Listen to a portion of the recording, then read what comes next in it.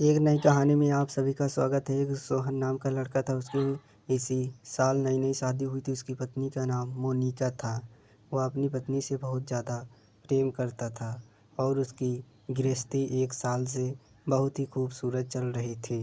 दोनों एक दूसरे से खूब प्रेम करते थे, लेकिन अभी तक मोनिका गर्भवती नहीं हुई थी।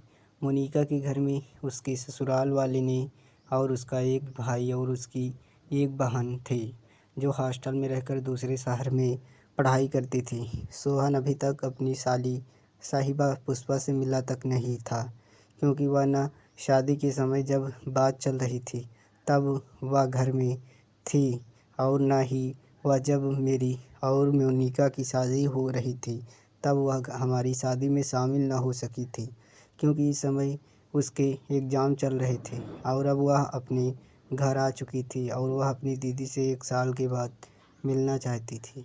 उसने घर पहुंचते ही मुझे कॉल किया और कहने लगी, रोहन, सोहन जीजू, मैं दीदी से मिलना चाहती हूँ, प्लीज़ आप मुझे लेने आओगे। उसकी आवाज़ में मदहोश कर देने वाली थी। थोड़ी देर तो मैं उसकी आवाज़ में खो गया। फिर मैंने कहा, हाँ हाँ ज़रूर, तुम तैयार रहना, मैं तुम्हें लेने शाम में आऊँगी। उसने कहा, ठीक है जीजू, मैं अपनी पैकिंग कर लेती हूँ।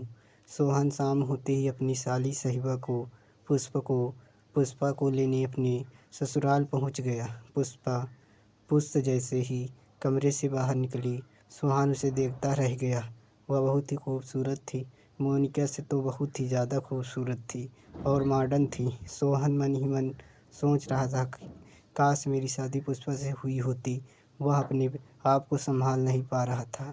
उसकी साली साहिबा पुष्पा अपने जीजू के करीब आते हुए चुटकी बजाई और कहा, जीजू आप कहाँ खो गए।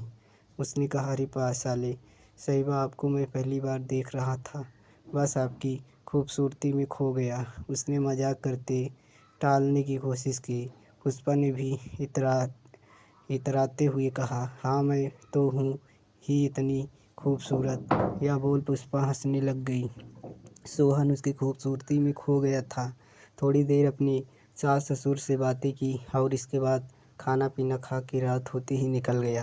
रास्ते में सोहन पुष्पा से मजाक करता और कहता, पुष्पा, काश मेरी शादी तुमसे हुई होती।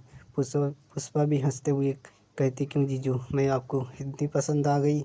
सोहन भी गंभीर होते हुए एकता, हाँ पुष्पा, मुझे तुम पहली नज़र में ही पसंद आ गई हो।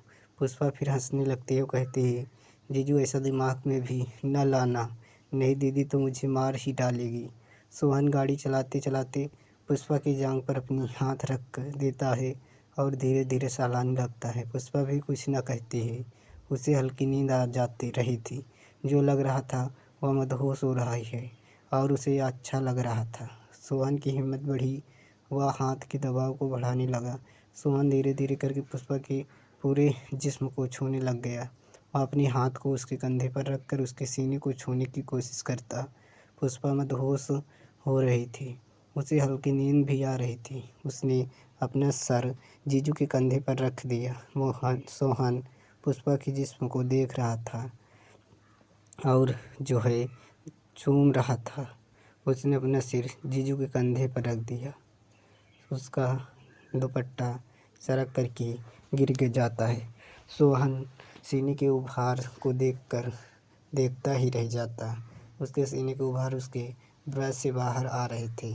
सोहन अपने हाथों से उसके सीने को बाहर को छूने लगता है।